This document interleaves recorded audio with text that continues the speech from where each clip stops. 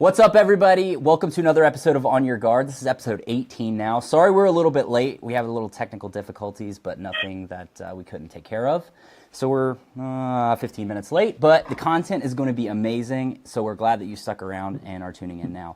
We are giving away a VO235 AP. That's just one of our VO travel tripods with a pan head. So stick around towards the end, drop us a comment or a question, and you're entered to win that. We'll be giving one away at the end of the weekend.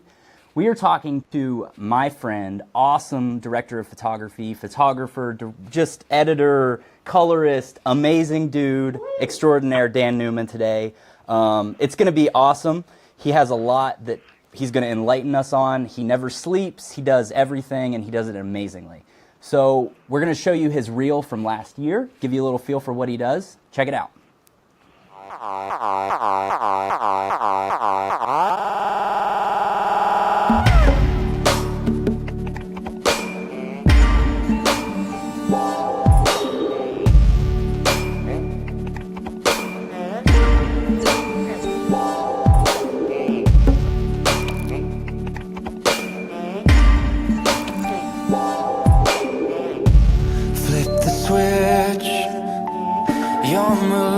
Open, cut up the can you drank, it's gone.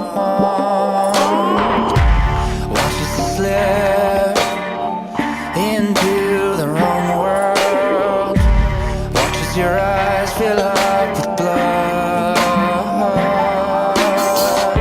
You know, I mean, oh, in all this fiction.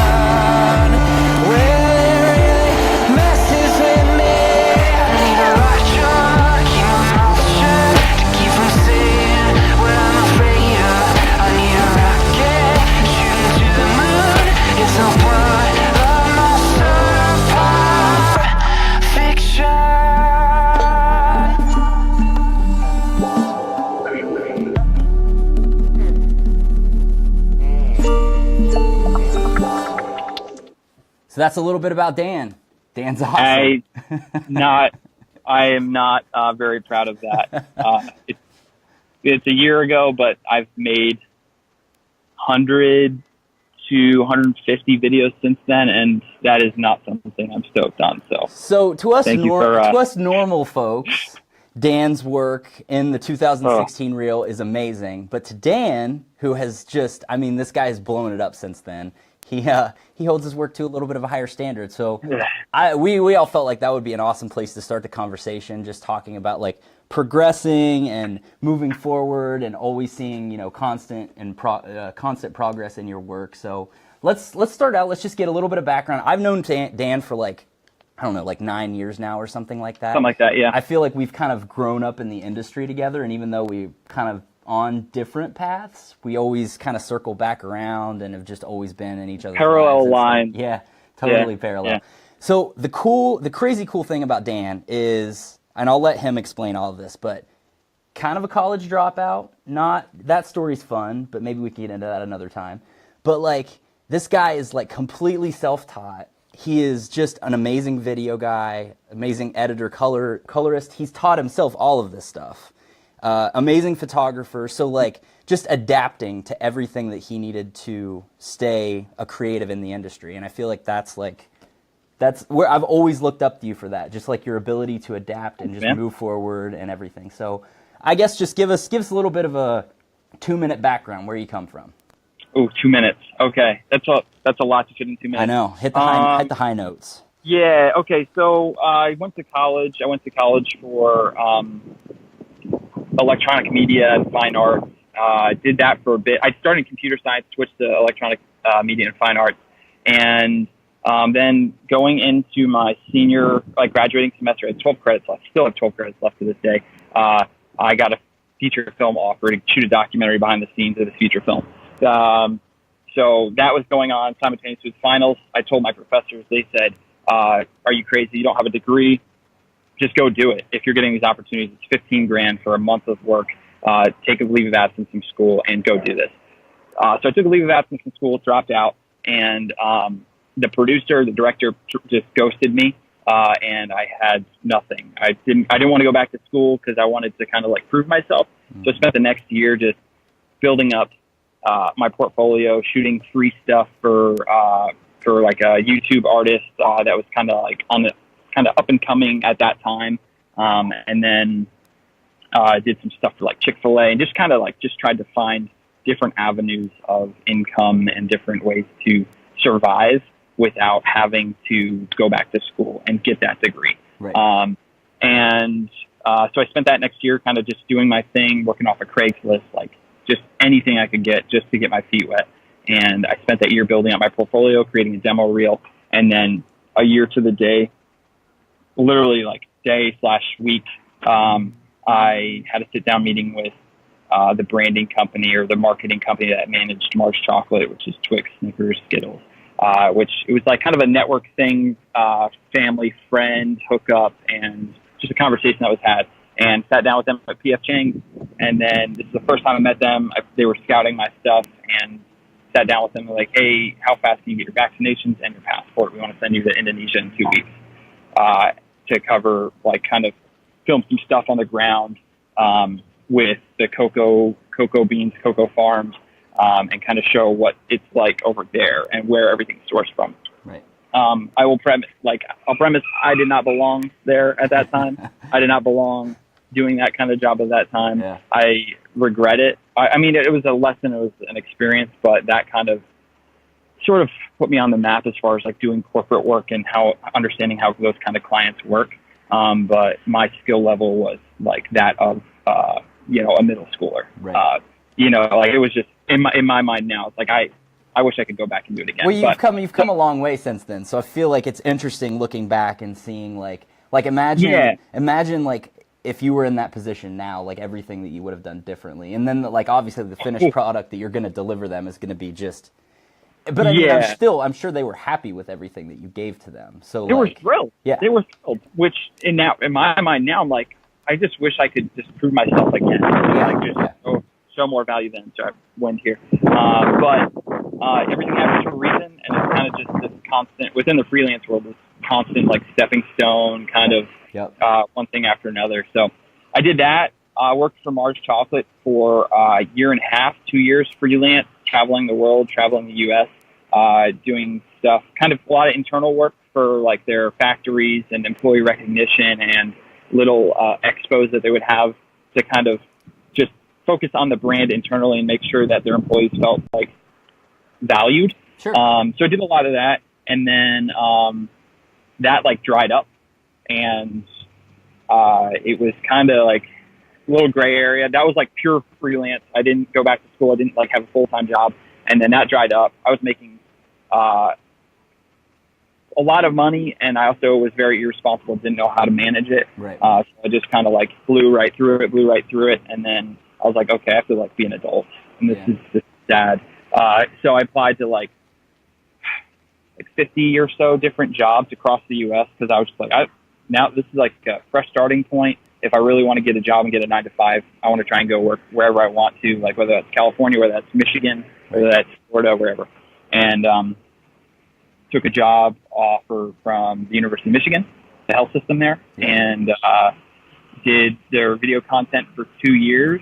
Was responsible for the hospital health system video content, whether that's like filming behind closed doors surgeries or liver transplants, and like just some success stories for survivors, like just different things like that, and did that for 2 years. And then went from Michigan to Florida, worked for a broadcast TV station for a year, and got really kind of sick of that. It was really boring. Now you're really kind of here. And now I'm here. That's kind of like a summation. Right. But yeah, no, that's good. And what's interesting to me is like, because obviously like you lived 5 minutes away from me while you were here, and like I remember that, and I remember you did have fun with what you were doing, and like you owned it. You won a few. He won a few Emmys. I mean, no big deal. But like I could always tell like you've always kind of been built for that. Just like go. I just have never really seen you as a 9-to-5 job kind of guy. So no, for what it's worth, I don't know how I did it. Just seeing everything that you're doing right now, I feel like it's a perfect fit. And let's dive a little bit into that, like where Sure. you are now. We're going to show, we actually shot a video when we were in New York City for Photo Plus, showing off some of our new tripods. We premiered it last night, but we're going to show you again for those of you who didn't see it, so check it out.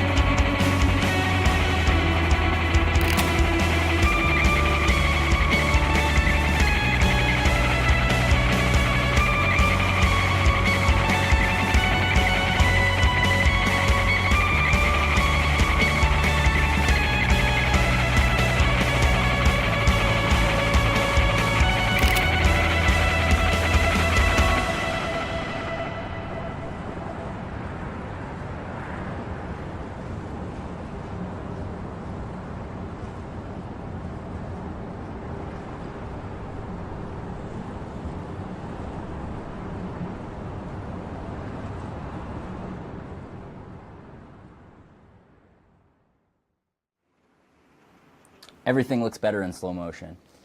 So again, we're giving away a VO tripod with a pan head. Oh no.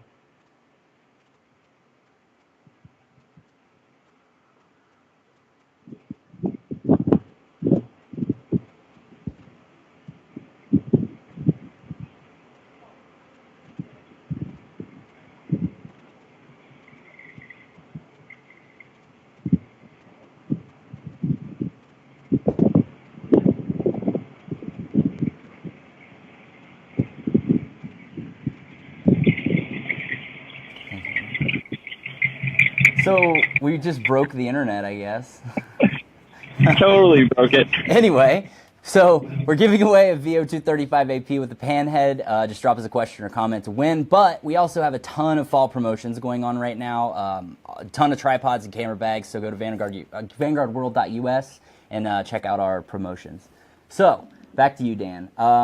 So right now what Dan's doing is, I mean, he's always on the go doing a ton of stuff. He got started, got linked up with some bands and started working, going on tour with bands, shooting daily content, and that's really the meat of what we want to talk about today because he pumps out so much work just daily, and it's mind-blowing to me. So I guess just tell us how you got started doing that. Okay.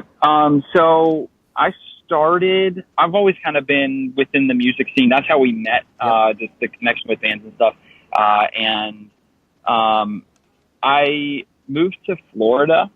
It was a year and a half ago, 2 years, I don't know, something like that. It was then. When I moved to Florida, I had no friends here. I didn't know anyone. And I kind of just started to try to figure out, find ways to plug myself into the community. Sure. And Florida has a very heavy coffee scene and a heavy music scene. So what I did was I just tried to like just plug myself into these places, whether it's shows, whether it was just the community, being at the coffee shop every day. And then by being there, there were bands that were associated with the coffee shop, some band members that worked there. And then I would connect with them and say, hey, I know you guys I was a big fan of their music. I know you guys have a show coming up. Do you mind if if you guest list me, if I just, film your whole set and hand over a couple videos for you to post tomorrow morning, like ready to go. And this was very minimal editing, just literally start to stop, just audio, video, no like highlights, like cuts or anything like that. It's just literally like kind of a, not static, but just handheld like motion on the stage. And I would just do that continuously and offer these bands this stuff without asking for money or anything. It was more so just to like get people familiar with who I am and my work ethic of like, hey, I'm serious. Like I'll do this. I'll do this. I'll do it cheap at that time, and I'll have it for you quick. Well, like, quicker than anyone else have for. What's interesting to me about that too is like, I know there's this kind of like stigma of, giving away your work for free, and like there's this mindset right now. But like you, like at this point, you're like an established person in the video world. Like, you know what I mean? And you're saying that what you did is instead of going up to these people, giving them a business card and saying, for X amount of dollars, like I'll hook it up. What I like that I'm hearing is like it's about building that relationship. Like your work is gonna it's drawing them in, and you're gonna work together in a professional capacity in the future. And that's what I think is cool, and that's what I feel like people need to hear is like how to establish yourself, basically. 100%. Yeah, it comes down to from myself and anyone I talk to that asks me like, how do you get started? How did you do this? And it all comes down to taking calculated risks, not just taking foolish risks where you're just going to do a free video for a band that's not really either doing anything or not really going to like elevate you, right, or challenge you even. Like you want a band that's doing something that's going to be eventually going somewhere or has some sort of traction, and that you could offer something that they don't have. Right. And by doing that, as long as they grow, you grow. Right. It's mutually beneficial. And yeah, it's awesome. Exactly. So I was doing that for free, and then I got connected within the coffee scene. I took a picture of one of the local coffee company in Tampa, King State Coffee. Took a picture of like me just doing a Chemex pour of the coffee, and they happened to Nate Young and Tim McTague had the side project and still have the side project, Carolhood, and they were going on their first U.S. tour, which was like only 3 days, like a little mini tour around the Southeast, Orlando, Atlanta, and Nashville. And this was one of those calculated risk moments where it was like, okay, I'm going to pitch this to them and see if they're down. Right. They liked my photo. They wanted to post it and stuff. And I just got talking, like kind of talking music and stuff. I asked them if I could feature one of their songs in the documentary I was working on, a football documentary. And then that kind of just got the ball rolling as far as like just communication and building that relationship, even though it was very just brief and all just social media through Instagram. Right.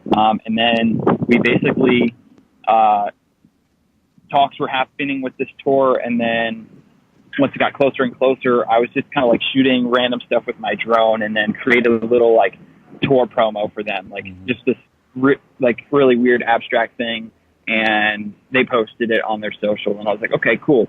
And then I went to them. I was like, okay, you don't have to pay me a single dime. I will literally drive. And they didn't have room in their car or anything like that. So I brought a friend with me. My friend drove my car, and I followed the tour for 3 days from Orlando to Atlanta to Nashville, then drove from Nashville 12 hours back to Tampa to work on Monday morning, the next morning. Crazy, man. And then did an 8-hour workday. But doing that after the first day of tour and producing the first video that first night and handing it over to them, like, hey, here you go. Like, I'm serious about like what I'm doing. Yeah. I got an invite from Tim saying like, hey, you should come out and do the stuff with Under Oath. Like, I'll send the stuff to the guys, but like, if you're around in March, we're going on this pretty big tour, and it'd be great to have you. And I'll run it by the guys and stuff. Like once we have all these videos like done, and so then that was a calculated risk moment where I spent probably $300 to $500 on that weekend to go out there, and then I have received that tenfold since with other tours and other stuff like that. But so so that's kind of how it started. Well, the crazy thing for me, that's an awesome story. So what, I mean, Dan, and then what he's talking about leading into going on this big tour, he is essentially creating daily content. So like, I can't even comprehend like how many hard drives did you take with you? How much, like, did you hit a point where it was like average day of shooting is going to yield you X amount of footage kind of thing? Oh yeah. Yep. You can guarantee on a single day, you will have a single, like my average filming, like hours during the day are like 12 to 14 hours. Yeah. And looking at like on average about 200 gigs. Crazy. 200. And you were on tour for what, like 125 to 30 days? 36 days. 36 days. 36 days times 200 gigs. Somebody can do that math. That's insane.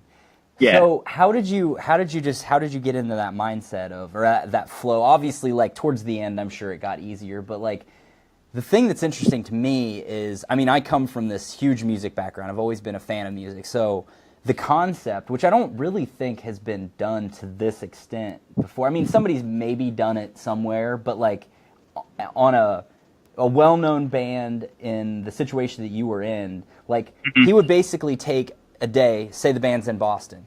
He's shooting from the time they get into Boston, behind the scenes, what the band's doing, the band hanging out, checking out the spots around Boston, to the, to everything through the end of the show. And so by the next day, they could throw up the Boston video on YouTube or on Instagram and social media channels. So like the fans from the night before can have this experience where they're seeing something that, a lot of stuff that they didn't even see, but then like a professionally shot recap of everything that they just saw the night before.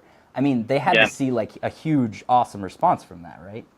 Yeah, it was fantastic. And that was kind of like, that was another thing going into doing this and picking this as my thing. Right. And like what I would offer is like, at the time, even I've seen it pop up here and now, like within the last couple of months. Right. But at the time, I didn't know of anyone or any person or company doing daily video updates consistently. I would see like a week at a time, 2 weeks, or a post-tour recap, but nothing where the fans could react instantaneously to a video that they were just in from a show that they were just at the night before. Right. And that they could someone on a band and say, "Hey, I'll do this." It's to benefit not only like them, but their fans as well. And it has the most, you want to basically tap into the proximity in time from the show. Yeah. Because if you post that Boston video 4 days later, no one cares. Right. It's old news, especially in today's day and age. So I kind of wanted to be an early adapter to like this here and now video content. Let's do this daily. Daily vlogs on YouTube are pretty popular. Yep. So I was like, let's present this to the music world, because there's thousands upon thousands upon thousands of fans that can't get to these shows, or don't have access, or too far away, or can't drive, or can't afford to. So let's give them another extra glimpse into what it's like to be on the road with their favorite bands. Yeah. No, that's awesome. I mean, I remember like following along and watching, and it was just like, I mean, it's something new every day. And I think to the band's benefit, like you're also getting a glimpse at their personalities. You know what I mean? It was almost like every city there'd be a different, like somebody be doing something funny. Like, and people, I feel like in today's, you have all these like, social media stars and stuff that are living the glamour lifestyle and everything like that. And that's like all the rage right now. But being authentic, I feel like that's where I hope at least that's the future of where we're going with all of this social media thing. Like people are going to want that authenticity. So being able to see their favorite band and just them goofing off, like they're just normal people. They just happen to be in this cool band. You know what I mean? There's a human side to it, and presenting the human nature of like, just like, hey, these guys are just one of us. Right. and they happen to put on a crazy awesome show at the end of the day, but they have a sense of humor. They have these like quirky personalities. Sure. But yeah, that's a really, it's fascinating to learn. Like, I've been on a few tours now within the last year. I just started touring within the last year, but Right. it's been insane. But going on tours and with different personalities and different people and different band members or artists, you learn very quickly, like about this person, just by the way they react when a camera's around, Right. or not around. Right. And it's kind of like just an interesting thing to kind of Like see almost and a study experience. of humanity too, like just to see how different Yeah. people react in different ways. That's interesting. Exactly. All right, I'm going to interrupt you. We are giving away a VO 235 AP tripod. We're going to roll a little video telling you more about VO. All you got to do is comment or ask us a question to enter. Regarded as the series that knows its way around the world, VO travel tripods are the most lightweight and compact of Vanguard's tripods to date.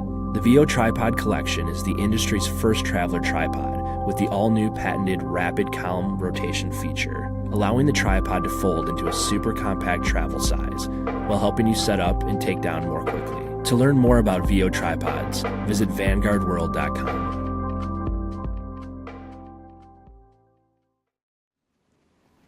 All right, again, just drop us a comment or a question, and we're either going to get to them at the end of the show or maybe jump on Facebook and just answer questions in the comments for over the weekend. But again, giving away a VO 235 AP, and we'll give it away around Sunday or the end of the weekend. So let's jump back into this. We talked a little bit about the music stuff that you're doing, which is crazy, and we barely scratched the surface, I feel like. But you're also doing this thing now with our other buddy, Chris, who was on a previous episode in the boxing industry. So tell us a little bit about that and like what the idea is behind it.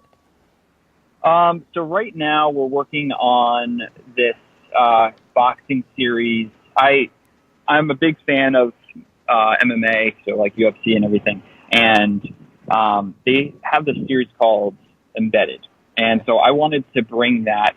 There's a lot of attention on UFC right now, and I feel like it's all being taken away from boxing, or all the potential boxing fans that could be boxing fans are going to the UFC. It's more flashy. There's kind of like a lot more attention on it. Yep. So I wanted to present that to the boxing world, and where we could create our own kind of like mini documentary daily series with boxers.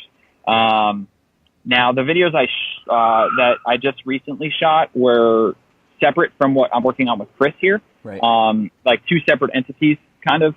Just happen to be connected within the network of people that we're talking with and working with. But we're creating this series leading up to a boxing match that'll be on ESPN from Madison Square Garden December 9th, I believe. Yep. So doing like we're going to do like the final 4 days before this guy's fight. And we're out here in Los Angeles, California, filming some behind the scenes stuff with him while he's training, kind of creating content for our first video Yep. to give us a good, like, solid structure to start with. And then after day one, we're going to film day one once we're there, December 6th, I believe, December 6th, December 7th.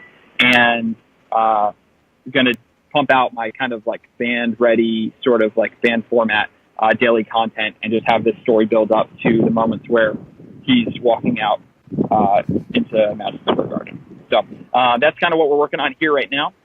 What I just got off of was a job with this promotion company called Matchroom Boxing or Matchroom Sports. Right. They just had their first boxing match ever in the U.S. So it was their like inaugural thing, and they're testing it out, and their hope is to do quite a few more here in the States and kind of just cement their name here in the States. And they had a boxer, Danny Jacobs, who had a match November 11th, and they were looking for someone to get video coverage of him while he was training. And then through the network that we're working with some brands and some other people, my name got passed around, and then I got in contact with these guys, and then it was kind of just like, hey, can you fly to New York? Can you film with him for 1 day? And I was like, yeah, sure, that's fine. Like, let's do it. Kind of got budget set out and flights planned. And I found out, I booked my ticket literally the day I left. Like, I found out the morning of my trip that I was leaving. And so I filmed the following day or that afternoon with Danny Jacobs, and we did not have enough content, and he didn't even put on a set of gloves. So I was like, okay, this won't really go well with like a boxing. This is my first boxing video ever. So I'm like, sorry about that. We have to do something a little special here. Like we need him wearing gloves, or I need to like have him shadow boxing or something, because it was all strength and conditioning sessions. So I just had him, I was like, hey, do you mind like hopping in the ring real quick and just do some shadow boxing for me, kind of like interact with the camera. I'll hop in and out of the ring, and we'll just kind of vibe it out. Right. So we did like 3 minutes of shooting with that. And then I asked him 2 single questions, very pointed questions to give me narrative at the beginning of the video. And because I just had this, like, I needed to have a 30-second spot that it was just like lock solid. And he answered the question. I was able to dissect that and edit that together. But it was great. Client was super happy. And they were so happy that they're like, hey, come out for fight week and give us like fight week coverage, whether that's for the press conference, the weigh-in. And then, while I was doing press conference and weigh-ins, I was only hired for that. They're like, you're here Saturday too. So if you wouldn't mind, like, we can get coverage then too. So Saturday I was planning on just filming, just like a brief video, or I think I was trying to just do Instagram stories for them on my camera and do like this quick turnaround thing. But then it turned into like, I have this bad habit of signing up for stuff and then trying to like overperform and just trying to like push the limits, just to kind of almost like prove my value, prove my worth. Sure. And just went ahead and the day I wasn't supposed to work, I shot video in the morning. I think all in over those 3 days, I shot 32 separate unique videos. And they were all shot and released within that 3-day time span, and nothing was released after that. So it was kind of like, it was chaos, but there was this beauty in the chaos, and there was a lot of, it's kind of this big dance as far as just like working with the client. And I'm with the client 24/7 when I'm there, and they're kind of giving me my clearances, where I can go. And then at the end of the day, it was kind of like this awesome, it's like a reward system even too. At the end of the day, they gave me ringside tickets, me and my assistant editor, ringside tickets to this like pretty prominent boxing match on HBO. So it was like at 50 cents, like literally right next door, like within, I don't know, a few seats. That's and amazing, it was just, so that's kind of how I got into boxing there. And so I'm established with these guys now, and I'm working on this thing with Chris. But it's just a matter of implementing the whole, like, here and now, like, let's pump content out, because people's attention spans are it's at an all-time low for sure. So you're basically never going to sleep again. No, I haven't had a solid night of sleep in probably like 3 weeks, 4 weeks before I left for Europe. That's awesome. So Well, we have a couple questions. Sure. Nathaniel would like to know what camera are we using, what lenses? Yeah, what camera and lenses are you using? Depends on the project. Yes, that's what I wanted to hear. Dan is a right tool for the right job kind of guy. Yes. Yeah, so I'll give you kind of like a rundown of project to project. For my tour setup, I used, I'm not sure, I'm still kind of up in the air now if I want to do it again, but the Sony A7S II systems with the entire Rokinon Cine Prime set. I used all those. I used a 14, a 24, 50, and a 135.